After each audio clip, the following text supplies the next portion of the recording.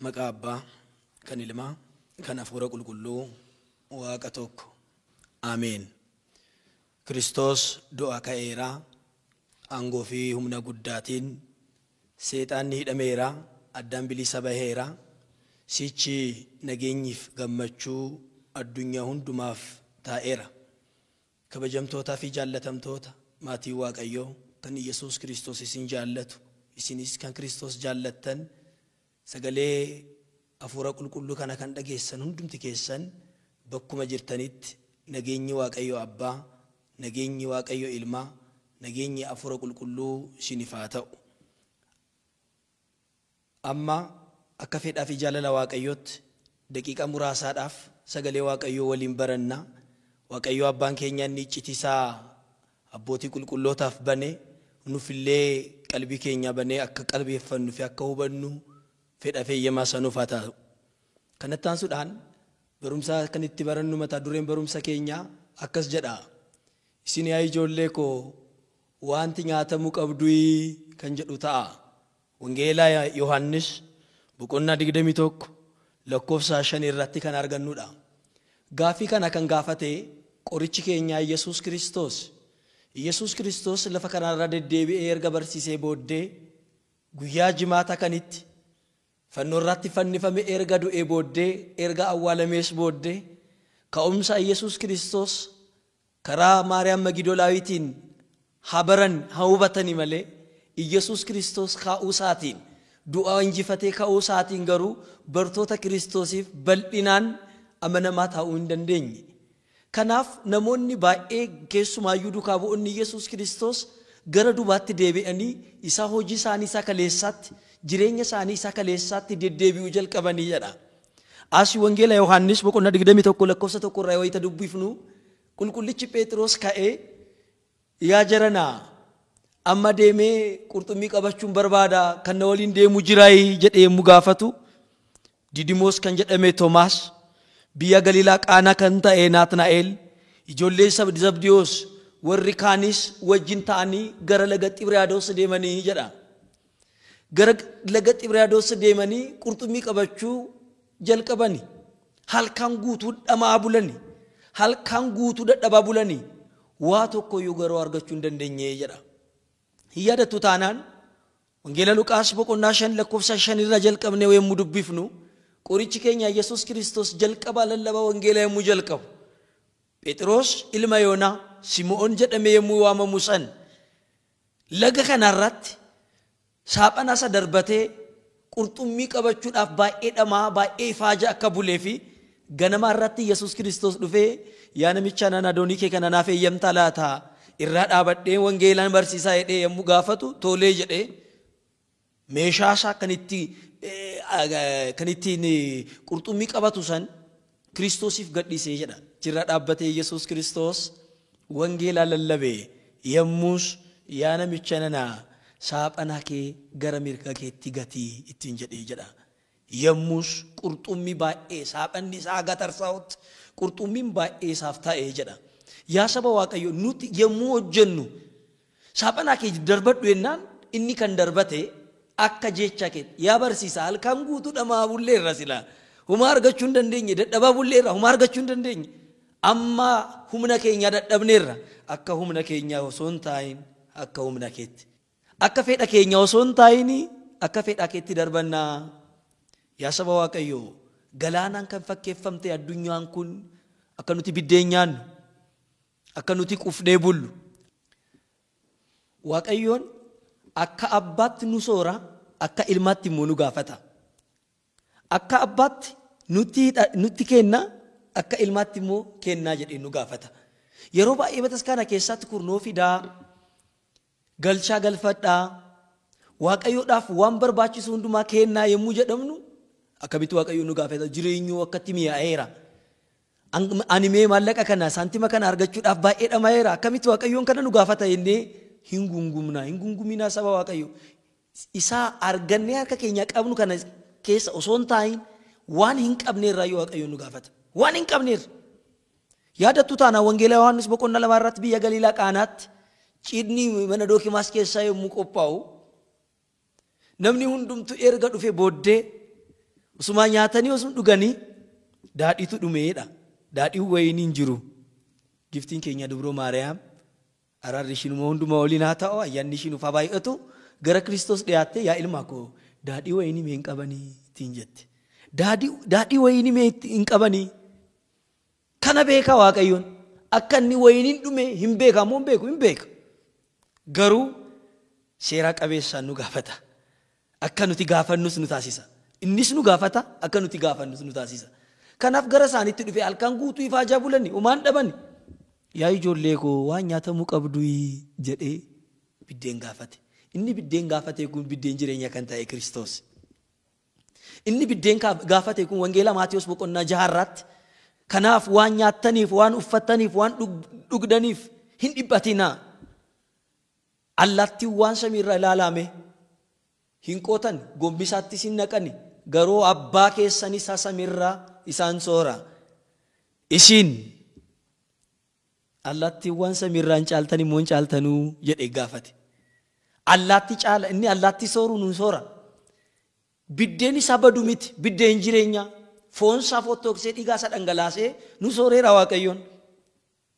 Nuti biddeeniif akka cinqamnu, biddeeniif akka dhiphannu miti. Foonii fi dhiiga Kiristoos argachuudhaaf dhama'uuf akka qabnu Waaqayyo waan nyaatamuu qabdu jedhee gaafate. Waaqayyoon hin nyaataa moo hin nyaatu jennee yoo gaafanne hin nyaata. Hin beelaa moo hin beelaa'u jennee yoo gaafanne hin beelaa. Maal beelaa? Biddeen miti jedhana. Kan inni beelaa'u biddeena miti. Inni ganama nyaatamee galgala daaraa kan ta'u miti. Inni ganama tolfamee galgala kan badu miti. Inni kan dhama'u gaarummaa beelaa nurraa. Qulqullicha Abbaa Hiriyaaqoos qiddaasee isaarratti Phexrosiif akka mul'iftee hundumtu barruu keerraa jira kan jedhu san hayyoonni mana kiristaanaa yommuu hiikan maal jedhu? Phexrosiif Kiristoos harka isaarraa addunyaa akka xinaa qabateetti mul'iseedha. Aduwwaan yommuu deddeebi'e ifti samiirraa yommuu deddeebi'e bubbeen yommuu bubbisu addunyaa keessaa yommuu cubbuun baay'atu Phexros arge wayyoo yaa Kiristoos addunyaan darbuuf ka'eera. Addunyaan kun baduu fi maal nyaattaa laataa jennaan dhiphina kiristaanotaa nyaadhaa jedhe. Maal dhugnaa jennaan imimmaa gaabbii, imimmaa garbii qalbii jijjiirrannaan dhugaa jedhe. Kanaaf Waaqayyoon kan inni beela'u, kan nurraa barbaadu biddeen miti. Nu barbaada, nu beela'a. Qulqullichi Abbaa Giyoorgis Sagaasichaa namni beela'ee gara biddeenitti akkuma fiigu, namni dheebootee gara bishaanitti akkuma fiigu, ilmi kee Yesuus Kiristoos isa cubbamaa isaa cubbuu isaarraa haquudhaaf hin fiigaa, hin ariifataa jedhee dubbateera. Kanaaf Waaqayyo ganamaaf galgala dhufee yaa ijoollee koo waan nyaatamuu qabdu, waan dhugamuu qabdu jedhee nu gaafatu, kan inni dheebotu, kan inni beela'u, kan inni barbaadu gaarummaa keenyaati. Isa hiyyeessaarra bulee biddeen nu gaafata. Isa harka lubicharraa ta'e immoo of nu nyaachisa. Abbaa akka Kiristoos hin jiru. Abbaan inni lafarraa biddeen tolchee yookiin biddeen daabboo bitee mucaasaaf kenna. Yesuus Kiristoos garuu foon isaa fottooksee nuuf laateera. Kanaaf yaa ijoollee koo waan nyaatamuu qabdu jedheenii isaaniin gaafate. Yommus maal jedhanii? Hin qabnu. Hin qabnu. Hin qabnu jechuun kana, hin qabnu jechuun keenya kana maalidha laata? Amma Waaqayyoon biddeen nu gaafate dhufe yaa ijoollee koo waan nyaatamuu qabdu, waan nyaatamuu dhiisiti, waan dhugamuu hin qabnu jenna. Manni keenya oduwwaadha jennee rakkoo keenya baay'ifna. Hin qabnu. Akka nuti hin qabne immoo inni hin beeka. Akka nuti hin qabne immoo inni hin beeka. Akka nuti rakkanne immoo inni hin beeka. Rakkoo keenya hin beeka. Maaliif? Yesuus Kiristoos nama ta'eera. Nama amanamaa, Waaqa amanamaatis. Dadhabbina namaa maal akka ta'e hin beeka. Garuu gara isaaniitti dhufe maal jedhee? Waan nyaatamuu qabdu jedhee isaaniin gaafate. Isaanis hin qabnu jedha. Amma saaphanichaa gara mirgaatti darbadhaa isaaniin jedhee jedha. Gara maalitti? Gara mirgaatti. Mirgi jechuun humna jechuudha. Mirgi jechuun aangoo jechuudha. Mirgi jechuun immoo cimaa jechuudha. Gara ciminaa kootti gara humna kootti deebi'a, gara kootti deebi'a. Mirgi ana, mirgi keessan ana gara mirgaatti darbadha jechuun gara kootti koottaa gara kootti deebi'a jechuudha. Yaa saba Waaqayyoo, nuti mirga nutti fakkaatee gara bitaatti baay'ee fiigneerra. Gaarii nutti fakkaatee gara yeeraatti, ifa nutti fakkaatee gara dukkanaatti, jireenya nutti fakkaatee gara du'aatti, qulqullina nutti fakkaatee gara cubbutti fiigneerra. Baroota meeqa gara dubaatti yemmuu jireenya keenya yemmuu sakattaanu kan ilaalla. Saaphana keessan gara mirgaatti gataa yennaan baay'ina qurxummichaan kan ka'e saaphanicha gatarsaa'utti argitanii eebbi Waaqayyoo akka bakka ta'e. Eebbi Waaqayyoo amma akka ta'e hubadha. Saaphanni isaanii haga ni tarsaa'utti sugni Kiristoosiin, sagalee Kiristoosiin kan kenname hundumtu ni ajajama sila ta'eef gara saaphanichaatti ol galan haga saaphanni isaanii tarsaa'utti. Kanaan dura saaphanni isaanii tarsaa'ee babbadeera. Amma garuu saaphanni isaanii hin tarsaane. Kanaaf amma Yesuus Kiristoos gaafachuu isaatiin isaan nama tokkotu dhufe waan isaan gaafate isaanitti fakkaateedha. Hin beekne laga Xibraados bukkeetti hin beekne. Isaan hin hubanne yemmus maal jedhee gooftaa kan jaallatu kan jedhame qulqullichi Yohaannis inni mee gooftaadha isaaniin jedhe. Inni mee gooftaadha. Hin jenna laata. Yemmuu sugni Waaqayyoo nuuf baay'atu, yemmuu eebbi baay'atu, gombi isaan keenya midhaaniin, sanduuqni keenya maallaqaan, qeen keenya ijoolleedhaan, eebbaan yemmuu guutamu kuni mee hojii gooftaati jenna immoo hojii kootii jenna. Silaa baradheef, silaa dhama'eef, silaa daldaleef argadheenna immoo Waaqayyoon nu eebbiseenna. Namni Waaqayyoon alaa dhama'u ufumaaf dhama'a. Namni Waaqayyoon alaa nyaatullee tasgabbii hin qabu, boqonnaa hin qabu yaa saba Waaqayyoo. Kanaaf maal jedhee gara mirgaatti gataa. Gara mirgaatti yemmuu inni gatan, yemmuu isaan saaphanicha gatan, qurxummii baay'eetu gara saaphanichatti galee. Amma Kiristoos irraa fagaannee, Kiristoos irraa adda baanee, Kiristoosiif dugda keenya kenninee, bitaa keenya qabannee kan fiigaa jirru baay'een keenya jirra. Inni faajina hin dhamaan.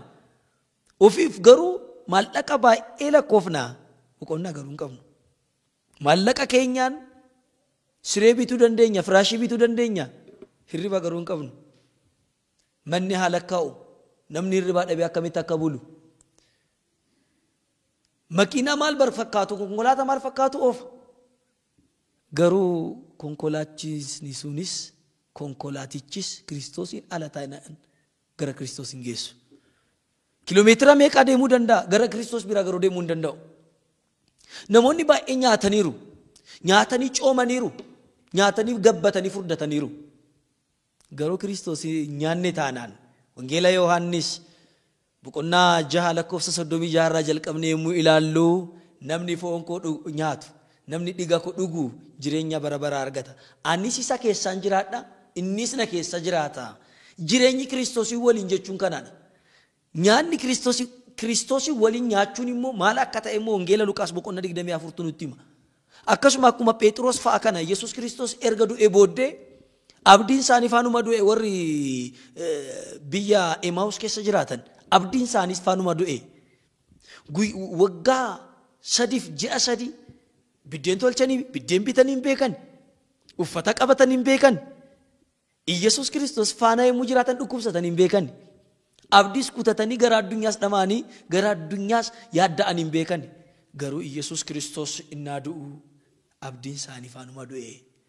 Akka inni ka'uu hin qalbeeffanne, akka inni ka'uu hin hubanne sila ta'eef gara biyya isaaniitti gara mandaraa Emaus jedhamtutti deemanidha. Waa'ee Yesuus Kiristoos dudubbachaa waa'ee isaa haasa'aa gara biyya Emaus yommuu deeman namichi tokko keessuma fakkaatee isaan jidduu argamee yaa jaroota nanaa akkasitti dadhabdanii akkasitti utuma laaftanii waa'ee eenyu dubbattu laata jenna. Ati biyya Yerusaalemiif keessummaadha.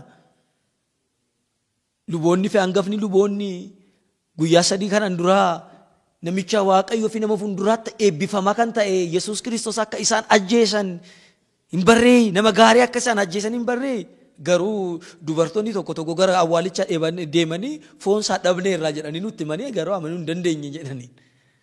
akkamitti kana wallaaltanii jedhee abboomi Musee irraa kaa'ee kitaaba kakuu moofaa keessatti waa'ee Yesuus Kiristoos isa caafame hundumaa isaaniif barsiisaa isaaniif himaa gara biyya Emaahusitti yommuu galgalaa'uu qaqqabanidha. Yaa namicha nanaatoo keessummaadha ol galiitiin waliin nyaadhu isaaniin jedhan. Ol galiitiin waliin nyaadhu. Innis isaan waliin galee maaddii dhiyeessanii biddeenicha eebbisee kutee isaaniif yommuu kennu ijji isaanii banameedha.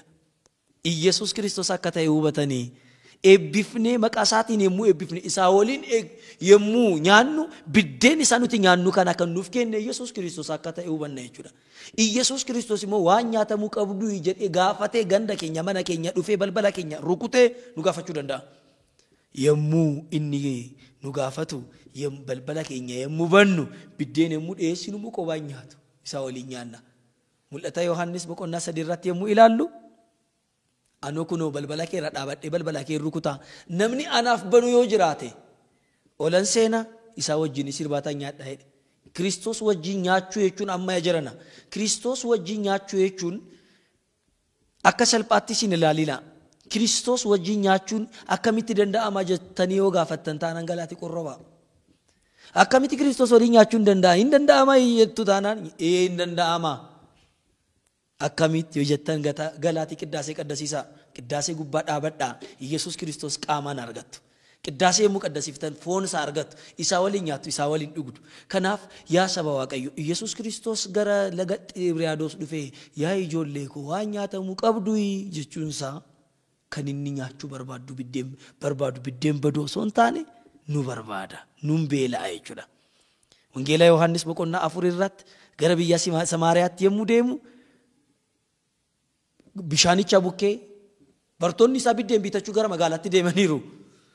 Nitiin tokko dhufte cubbamtu tokko namni kan ishee jibbe gara Kiristoos dhufte isheetti hime bishaan noo baasee jedhee gaafate ati saba Yihudaa yommuu taatu ani saba Samaariyaa yommuu ta'u akkamitti bishaan na gaafatta jecha kan amma barana sirriitti kan barameedha amma ati sanyaa baluu kun akkamitti ta'a waliin jenna.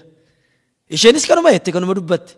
Namnichi inni bishaan si gaafatu kun eenyu akka ta'e otoo hubattee isaarra bishaan gaafatte eenyudhaati? Yaaqoob irraa caalta nan caala. Itti hime eenyummaa isaatti hime. Isheenis gammaddee gara addunyaatti deemte. Bartoonni isa biddeen bitanii yommuu dhufan barsiisaa nyaadhu eenyaan ani nyaadhu.